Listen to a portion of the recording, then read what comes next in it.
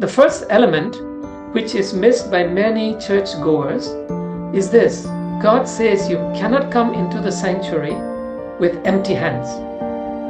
You have to bring some kind of offering. It could be a lamb, it could be a goat, it could be just a handful of flour, depending on your need and your status.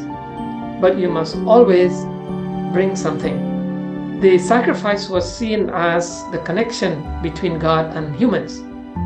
And so you cannot come into His presence without that connection. The term that is often used and then repeated in the New Testament about sacrifices or these offerings is the term korban. And korban means an offering that is given to God that you cannot take back, even with regret.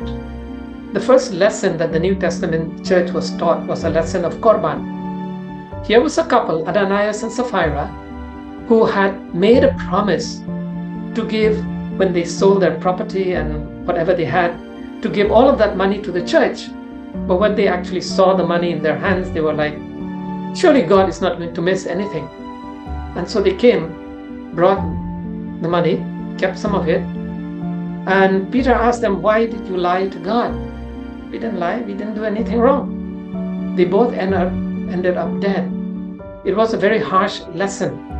If you have made a promise, an offering to God, you cannot have regrets about it, you cannot take it back.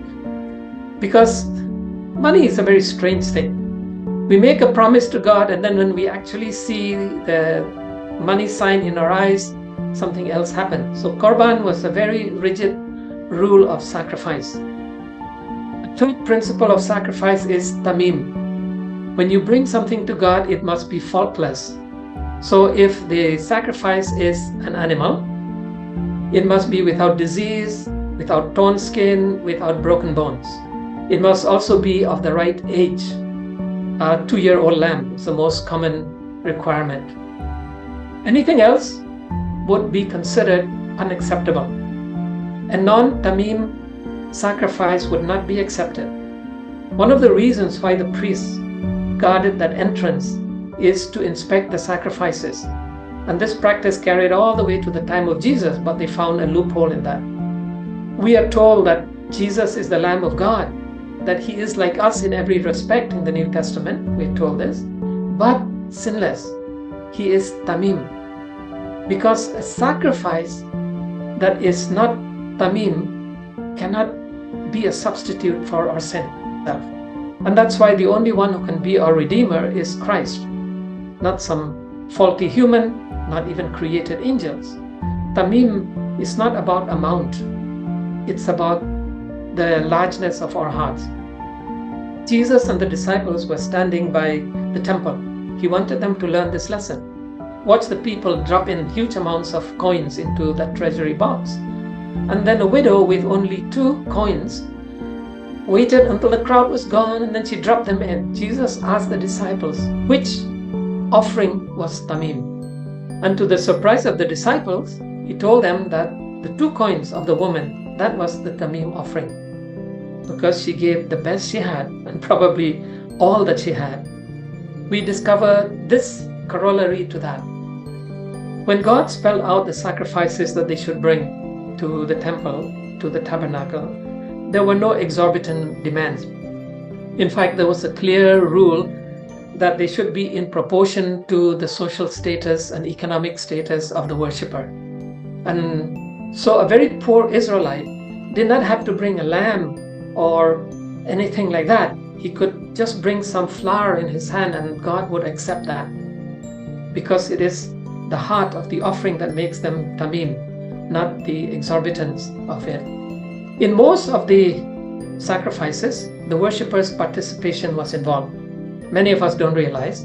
When you bring your lamb to the priest, it was not the priest who had to kill the lamb. It was the worshipper who had to kill the lamb. He had to slice its throat from down here, cut the carotid artery. The worshipper also had to skin the lamb, the animal, and then chop it into pieces. At that stage, all that the priest did was to collect the blood, which would be splashed at the altar. And then you have to take those pieces and wash them at the basin area. Only after that, the priest will take them and put them at the altar for burning. And so when you brought a sacrifice to the tabernacle, you didn't come there for 30 minutes, for 40 minutes. You probably were there for a couple of hours. Now, how many of us here know how to kill a lamb or a goat? How to skin it fully? How to chop it into pieces? How long would that take most of us? So the Israelites became expert butchers in a manner of speaking because it was part of their worship. I think the lesson here is this, that human sin is expensive. It has a very high cost on life, and that is transferred to a substitute. However, with each of the 5 sacrifices in Leviticus, you meet the same expressions at the end. After describing the sacrifice, it would say there are 3 effects of the sacrifice. A pleasing aroma to God, that it made atonement, and it brought forgiveness. Now, all 3 things only God can do.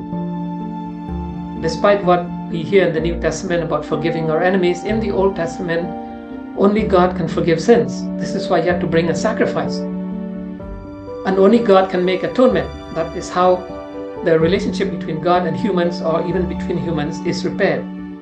But I like the first one.